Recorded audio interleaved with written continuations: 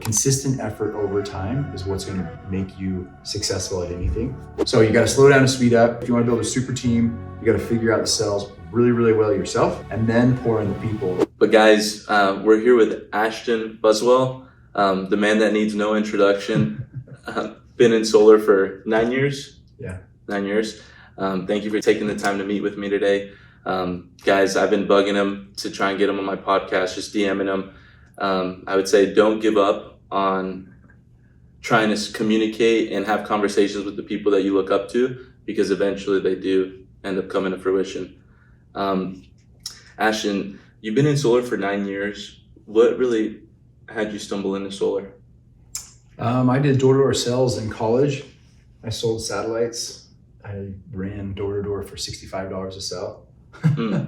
And so I did that for 3 years and alarms for 3 years. And the guys that I started with way back in 2005 when you were in diapers or kindergarten or something. How old were you in 2005? Probably 4. 4. Yeah. So not quite in kindergarten. Out of diapers, but not in kindergarten. When I started way back then, the guys there, I worked with for 6 years. And then I moved to San Diego to start some businesses with my brother and was there for 3 years. And then one of my buddies, that's now our founder at Legacy, Luke Toon, called me and said, "Hey man, thinking about leaving alarms and going to solar. I trust you more than anybody else I know. I want to fly you out here to see if it makes sense, if you think it's a good idea for me to do this or not." And I knew he was going to try to recruit me, but I thought if he's leaving $500,000 a year on the table selling alarms, I should go look at solar. And I fell in love with it, fell in love with the idea. Didn't cost any money to the customer, and they got to save a bunch of money and do a lot of good for the environment and all that stuff. So I was a pretty easy sell, but I fell in love with it and been doing it ever since. I have been consistently following your content, consistently watching your videos on YouTube, and you're known to close like 20 plus sales in a day. And it sounds like unbelievable when I communicated with my team, but it just shows what's actually possible. And it's super inspiring. What would you say to the Ashton that was 21 years old if he was freshly starting into solar? I would tell him that he's got a gold mine at his fingertips. I legit ran door to door for $65. That was what my job was back in the day. If I was 21 years old right now, again, I think I started when I was 22. If I was that age again and had the energy that I had then to do solar that I get paid $6,000 to sell, it would be so much different, right? My life would be so much different. So we sometimes in our lives get into a paradigm where we think that this is how it's always going to be. And your winning team is not always going to be the same people on the team. When you're in a time of life, like things change, people change. I'm a Chiefs fan. I was raised in Kansas. The Chiefs aren't going to be all the same people next year. They just won't. Somebody will retire. Somebody will get traded. Somebody will want to move on to somewhere else, right? So everybody's a little bit older, so they got more aches and pains, right? Well, your team, what you have right here, right in the moment, is so important to just go grab and live it up right here, right now, because it won't be the same in the future. And right now, salespeople in solar are getting overpaid. I'm not complaining about it, but I think it's a real thing. I think there'll be a time where salespeople will get paid less, and some people are going to be all mad about it.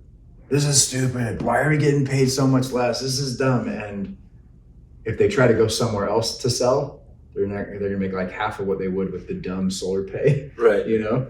And so anyway, it's just it's a gold rush right now. People use that phrase all the time. I rarely use that phrase, but if I were to tell myself from before, it would really be, listen, this is an opportunity of a lifetime.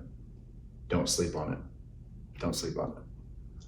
Because a lot of new reps, from at least what I've seen, get that big paycheck. They like to settle down for like a couple weeks, a couple months. I've seen it. What I've been struggling with is actually trying to build a team that's just go, go, go. I like to be just go, go, go. That's how it was at my previous company.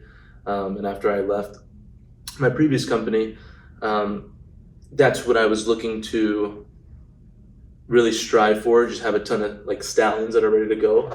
How do you being in sales so long and running so many big teams, how do you motivate people to actually get on the doors and actually work? Like, is there any way to actually motivate someone to do, like, to go work? Yes and no, right? That needs to come from within. It needs to come from them. And so you got to figure out what people want, what people need. That's really what you need. But in saying that, the way that I keep going, I've been doing this a long time. I've knocked hundreds of thousands of doors, right? And now I'm to a point in my business where I actually don't really knock a whole lot, and it's fantastic. I sold 15 in a day last Tuesday. It was an awesome day, right? And most of those were all referrals. And I'm super proud of it because my job has not been to be full-time sales, but I put out a challenge and I wanted to do 20 sales in 5.5 days. And I ended up I got 0 the first 2 days. So in 3.5 days, I got 27 sales, right? And that's incredible. And then most of the time, my previous self, I did 16 in a day way back in 2018. And my previous self kind of slowed down. Like I deserve a little bit of a break, right? But then my life kind of sucked and it wasn't fun. And I even said to my wife like 2 weeks after I did that, like maybe I'm not good at this anymore. Maybe I should find another job. And she was like, "What? You're gonna do what? You just set a record that no one's ever gonna touch. Like why would you do anything else?" But I just kind of, because it wasn't part of my consistent thing, it kind of went away. So I learned from that lesson. Mm-hmm. I sold 15 on Tuesday. I sold 4 on Wednesday. Dang. Right? I didn't stop. So where I get motivated, where I keep going, is it's become a game to me, a sport. I was a college wrestler. I wrestled in high school and college and played football and soccer and a bunch of things in high school and all growing up. And sales has now become my sport. And I want to win. I want to win every day. And it's, the funny or the adage of rent's due every day. Like in life, it really is. You can't go to the gym for 48 hours straight and then be fit for the next 6 months. You got to go to the gym for an hour a day or an hour 3 or 4 times a week for 6 months and you'll be in shape. You know what I mean? Right. So it's become a sport to me that I win when I'm consistent. I win when I continue to push and it becomes fun. Like you make a lot of money doing this, mm-hmm. and that can be a motivator, but it also can be a hindrance to people if they're like, "Oh my gosh, I remember the first time I got a $21,000 check in one day. I was blown away. I was like, holy crap, dude. This is crazy. Right. This is so much money, mm-hmm. And it's pretty awesome. When I did 15 in a day, do you know what I did? What'd you do? I celebrated by buying a cookie.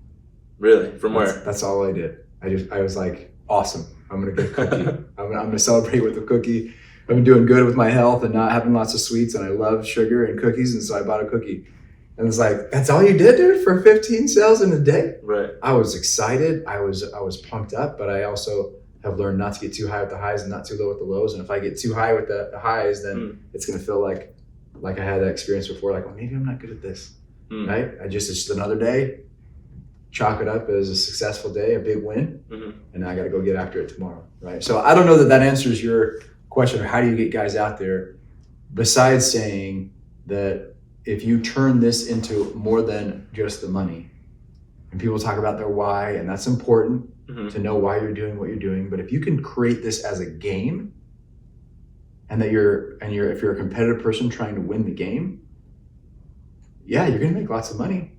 But the game doesn't stop. There's no like game over, right? It's a continuous game. I gotta win every day, and I gotta be better than I was yesterday. If I'm better than me yesterday, then I'm winning. If I'm worse than I was yesterday, I'm losing. That's fire. Coming up, when you had people on your team that didn't want to work, would you just end up like letting them go?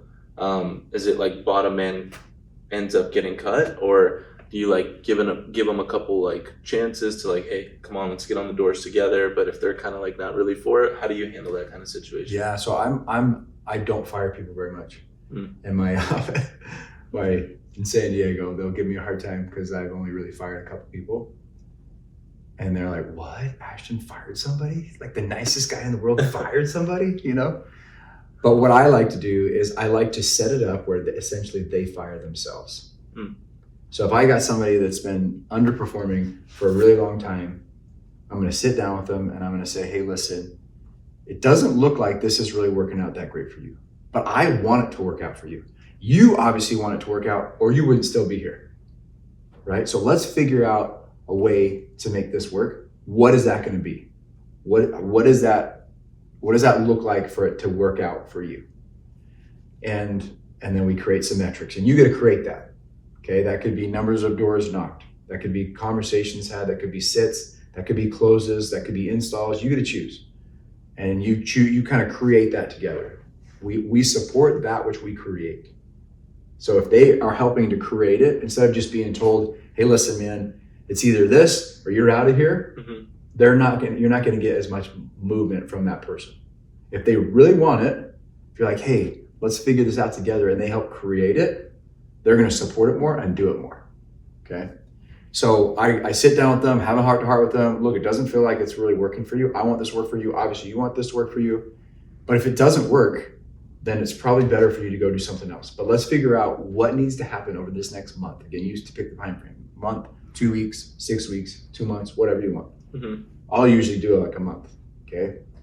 And this next month, these are the things that I need to see happen. If I don't see it happen, then it doesn't really seem like you want to be here, and it doesn't really feel like you're going to be able to make enough money to survive. So let's do these things. And what usually happens, one of two things happens. It lights a fire underneath somebody, like, crap, dude, I don't want to lose this job. Right. And they'll work their whatever it was that we made. Some won't do much. 2 weeks into it, they'll realize there's no chance they're going to hit it in 4 weeks. And then they'll just say, and they'll start looking for a different job at that time. So we rarely get to the end of 4 weeks where if they haven't really been given it their all, if they've given it their all and they didn't hit the metrics, and I like their effort, I'm going to say, dude, I like that you fulfilled on your word. You didn't quite hit the number of sales that we wanted, but you hit everything else. Let's do it another month, right? And try to encourage that. But it'll either light a fire underneath them, or they'll get 2 weeks into it and realize that this isn't good, and I'm not going to make any money. I'm not going to hit these metrics, and I'm not really working like I should. So they'll start to find another job on their own. So kind of weed themselves out. Okay. Yeah, because that's something that I've been struggling with, and I know up and coming leaders, which everybody is in door-to-door sales, because this job is you have to have really, really thick skin. What has led you to be so consistent all of these years, knocking hundreds of thousands of doors? What keeps you going? Like, you wrestled, you like to stay competitive, but what is it that gets Ashton up in the morning? Yeah, there's 3 levels of motivation usually. We're motivated by money first. We have to get all our needs met. After you've hit a certain level of money, then, and this is from the book How Will You Measure Your Life by Clayton Christensen. So first one is money. Second one is recognition. And then third one is our legacy, right? And not that I am the wealthiest person in the world, because I'm not. But I'm wise with my money and make good income. So I don't really have to worry about money as much anymore. So what gets me moving is recognition. I love hustling and having people like, dang, dude, that's freaking amazing, right? It feels good. And I want that. And I want more of that. And that's a motivator for me. And then I'm also trying to get to the stage of legacy, like, and I'm close there, of like, what do I want to leave for the future generations that will always be remembered? And it may or may not be always remembered by somebody, but if it's in the fabric of my children, the fabric of people's lives, if I can convince people that they should go on dates with their spouses, and they teach 25 other people to do that throughout their life, and I've impacted thousands of people by going on dates with their wife, I've saved some marriages, I've saved some relationships with kids. That's my favorite part of my job, is that kind of impact and influence. If I can train people and help people realize that humans are good, and that it's all like, we're good, then there'll be less judgment, there'll be less pain, because like, if somebody does something bad to you, they're just having a bad day. It's not because they're a bad person, right? You know. anyway, so I'm working on things in the legacy. There may or may not be a building named after me that will stand forever, and I don't really care for that, right? But if I can instill good things in people that good people that do good things that last a long time, whether it's got my name attached to it or not, that's the impact I want to have. So that's what gets me up. That's what gets me going is that kind of stuff. And then also just challenging. It's easier said than done. And it takes a lot of like mental work of, am I really better today than I was yesterday? And in the wrestling room, I got that in my face all the time. Like, I've got to work on these moves. I'm not the best in the world. So I represented the United States when I was 15. Wow. And I'm hoping to wrestle for the United States of America as a 42-year-old next year. That's sick. I'm training for that now. But like, you know, I want to be better. And that was in my face. And I wanted to be better and better and better all the time. And so I want to do the same thing with sales. I want to do the same thing with my life, my health. There's so many aspects of our life that we can become better every day, and we should try. Yeah. Closing. That's long-winded. I don't know if that was what you were on for. No, yep. Thank you. Closing so many sales. What kind of training do you do? I mean, obviously you're a master at sales, but how, starting off, what would you do to really actually like master the door set of a solar set? Reps. You got to get on your best tool is to learn on the doors, and then also study. When I first started, I was selling satellites, and we had a training DVD, and then I found a DVD of a guy that I really respected that did pest control, and I watched that, and I gobbled all that information up. I've never sold a pest control account in my life. I've sold satellites, I've sold alarms, I've sold solar, never sold pest control. But Brandon had some really good training about body language and tonality and things that I could learn and implement into my satellites. Mm-hmm. And so anyway, the like at home studying, but then on the doors training, you only get good if you're putting in the time. You're only going to hit a single if you're in a batter's box swinging the bat, right? If you're on deck all the time, if you're preparing to prepare, sometimes people just prepare to prepare. I'm going to get ready. I'm going to get there. You know, I got to know the pitch perfectly. I got to know exactly how the panels work perfectly. I got to, quit trying to get all ready. Just go talk to somebody and ask them if they have a power bill. That's yes. Okay, cool. Can we talk about it? Will you go get it for me? Right? Like we make this big deal out of everything. And all we need to do is just go knock on somebody's door and ask them for stuff. And they may or may not give it to us, but we got to start there. So you get better by doing the work over and over and over again, and then studying other professionals, like what have they done to make their business what it is, and that creates business. Yeah, that's great. Creates growth and success. What are some word tracks that you use to actually close 15 deals in a day last Tuesday? Like, how were you able to set up so many appointments and tee them up where it's a slam dunk at the end of the day? I didn't leave my house that day. I got on the plane at 10:30. My last DocuSign I finished while I was on the airplane at 10:30. It was so cool. Wow. It was so cool. It's like a movie. I had 1 hour. I could show you. I sent a screenshot in my group me text with my local team. And this 1 hour, it was no other emails. DocuSign complete, DocuSign loan complete, DocuSign. It was freaking awesome. It was like a 2 hour span that I think I signed 5 or 6 deals. Boom, boom, boom. It was so great. So some of that, where I've done that, so I've done 10 in a day a couple times, 9 in a day, 15 in a day, 16 and 22 were my best days, right?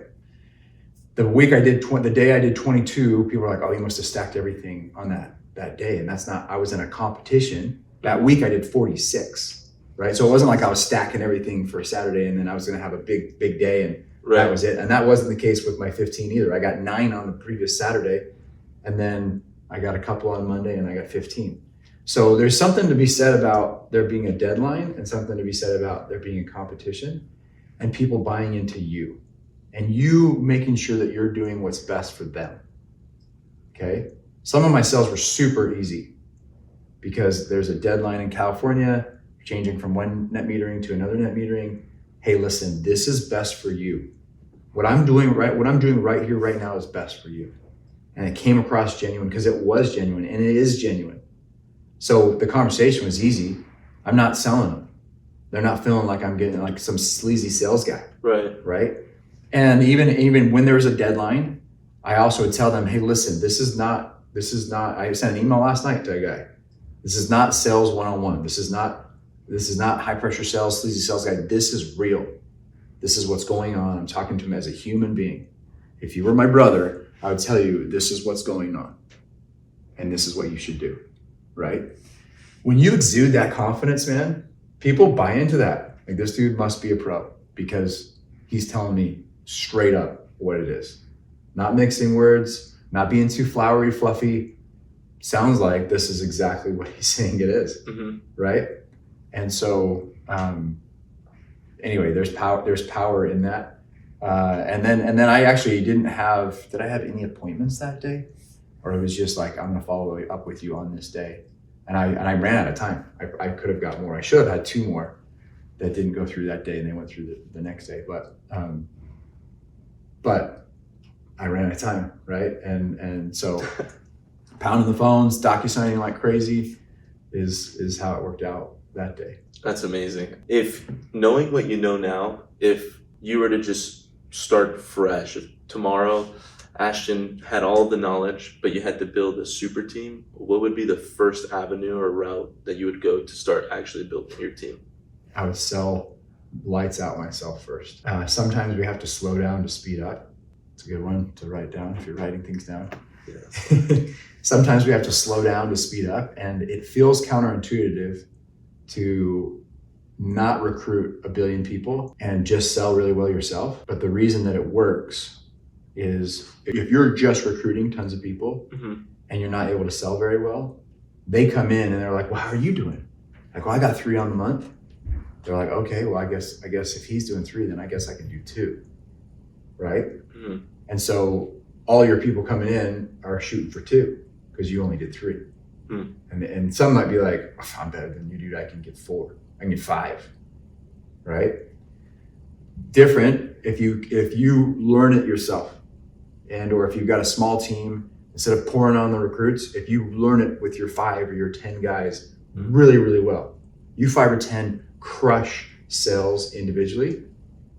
Then when you add people to that and they're like, oh, you did 10 last month? Okay, well, I can do 8. The belief is different in them, right? Because they see you have got success, and if you're doing it at this level, it's sort of an expectation. My parents never paid us for grades; they just expected us to do our best. And if our best was A's, then they expected us to get A's. And if our best was to be on the varsity team, then they expected us to be on the varsity team, right? They had this high level of expectations that served me really well in my life. And the same thing goes when I'm bringing on a team. Hey, listen, we're bringing on people or a rep. Hey, listen, I'm doing this. I expect you to do almost that. But if I'm only doing 2 or 3, it's going to be hard for me to say, hey, do something I can't even do, and go do 10. Go do 8. If you're only doing 3, it's going to be really hard for you to have lots of people doing 8. If you're doing 10, it's going to be like more expected and more likely that you're going to have lots of people doing 8. So you got to slow down and speed up. If you want to build a super team, you got to figure out the sales really, really well yourself, and then pour in the people. And then you can pour in, 2 or 3 people per mentor. And then as you grow and develop, then it becomes exponential really fast. If there's 5 of you that all have 2 people, and you train all of them really well, now all of a sudden there's 15 of you that can bring on 2 people, right? Now you're boom. And you're up like a rocket ship, but it's because you started out selling really well first. Wow, some gold right there, some nuggets. Thank you. So because like for me personally, I closed 10 deals a month, which is barely anything. But so you got to slow down and speed up. If you want to build a super team, you got to figure out the sales really, really well yourself, and then pour in the people, and then you can pour in 2 or 3 people per mentor. And then as you grow and develop, then it becomes exponential really fast. If there's 5 of you that all have 2 people and you train all of them really well, now all of a sudden there's 15 of you that can bring on 2 people, right? Now you're boom, and you're up like a rocket ship, but it's because you started out selling really well first. Wow. Some gold right there, some nuggets. Thank you. Come with me. We're gonna go over here, we're gonna do this. Come with me. And if I was bringing people along with me and they were able to see success, I actually really like it when I'm knocking with somebody and we don't get a lead, because that's more real, right? If I bring on a brand new rep and I get 5 leads in 2 hours, they're gonna expect that's how it is. And when reality hits and that's not how it is, they're gonna be like, what the heck, dude? You got all these leads in 2 hours. We got all these leads in 2 hours. So it was so easy, right? But come with me, leadership. Come with me. I'm gonna be doing this anyway. You might as well be in my back pocket. And you can ask me questions all along the way. I can see you, I can coach you, we can go back and forth, right? And so if you're having a hard time motivating people, come with me, leadership. Get your leaders to do come with me, leadership. I'm gonna pick you up and we're gonna go out to this area at this time. And then go do that. Now that you have teams and you do come with me leadership, what kind of training cycle do you put brand new reps through? Is it come with me leadership for 1 week, 2 weeks, 3 weeks? Is it a couple days and just kind of let them loose? How do you depends on the stage of the rep. If it's a brand new rep, come with me. We knock all day together. First day, towards the end of the day, you're gonna do some pitches, new rep. Second day, we're gonna knock together for a half a day, and then I'm gonna let you on your own, and you're gonna go on your own. The next day, you're gonna go all on your own again. Then the day after that, we're gonna get together and you're gonna shadow me again. I'm gonna watch you for a little bit, and then you're gonna shadow me.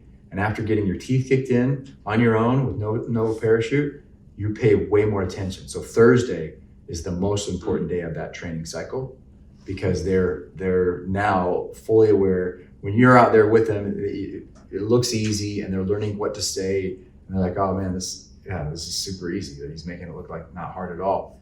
Then when they go cut their teeth and have to do it on their own, it's like, crap, how did you do that? I'm stumbling all over my words. I don't know what to say.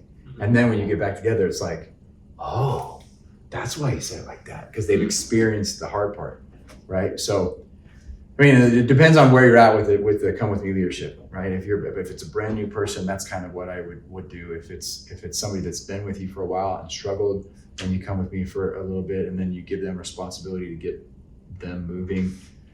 People want to feel loved and want to feel needed, so giving people responsibilities to do stuff is super helpful. Sometimes people will complain and be like, but I'm not getting paid for that.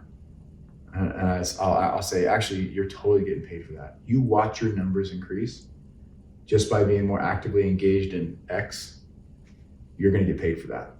So you're welcome. That was gold. Ashton actually took the time to meet with me, and he has a flight to catch. So thank you very much. I know a bunch of door-to-door and just savages out there that are listening to this. What's something that you might tell them that you wish you knew now? I mean, I already shared some of those things that I had from before, but the probably one of the two main nuggets that have helped me be really effective in my life. One, consistent effort over time. That trumps everything. That trumps talent. That trumps hustle. That is hustle, I guess. But consistent effort over time is what's going to make you successful at anything. If you or give you results. If I ate a Twinkie for breakfast, lunch, and dinner for 3 months, I would get results, right? It's called diabetes. It would be, but I would get results. Sure. And it wouldn't be the results that I probably wanted. If I exercised every day for 3 months, I'll get results, right? So consistent effort over time, if you're a door knocker, having a set schedule, a non-negotiable, I will not knock less than this amount of hours every single day, doesn't matter what day it is, right? Or when I start. I remember doing that my very first summer, it was 7 hours a day. I remember not starting until 2:30 sometimes and having to knock until 9:30 because I kept my word to me and I was gonna knock 7 hours no matter what. It was a little uncomfortable. I had to learn not to start so late, So anyway, consistent effort over time is the first one. And then the second one, to be really, really effective in your life, something that's helped me is to turn my brain on and turn my brain off at the right time. So when I'm at the gym, I turn my brain onto the gym and I turn my brain off of social media, off of friends, off of work, and I am there. It's me and my body. When I go to church, I turn my brain off of work, off of social media, off of gym, and it's me and God. When I'm on a date, it's off of everything else and onto my wife or onto my kid if I'm on a daddy-daughter date, and I'm just there with them. When I'm on the doors, it's off of social media, it's off of family. I'll always answer my wife's call. I'll always talk to my family. I'll always have that. But they also know, hey, listen, Dad's focused. And unless it's an emergency, we'll talk to him when he gets home, or we'll talk to him in the morning, right? I'm off of all those things and I'm on work. And you can get a lot done in a short amount of time if you're real structured and you know how to flip those switches on and off. And it's hard when you're a 100% sales commission person, because I make money if I respond to texts or if I respond to phone calls, right? So if somebody texts me and it seems super urgent and I want to get to it, but I'm in the middle of something else, I'm not going to be as effective in what I'm doing right then and there, and it can wait. An urgent thing that I think I need to respond to right now will still be there in 10 minutes. It'll still be there in an hour. It'll still be there in a day, most likely, right? So just stick with it and keep your brain on to what it is you're doing, and then flip the switches so that you can be super focused and be really powerful and impactful in that time. Gold. Thank you very much. You got it. Thank you. Yep. See you guys. I hope you guys have your notepad out.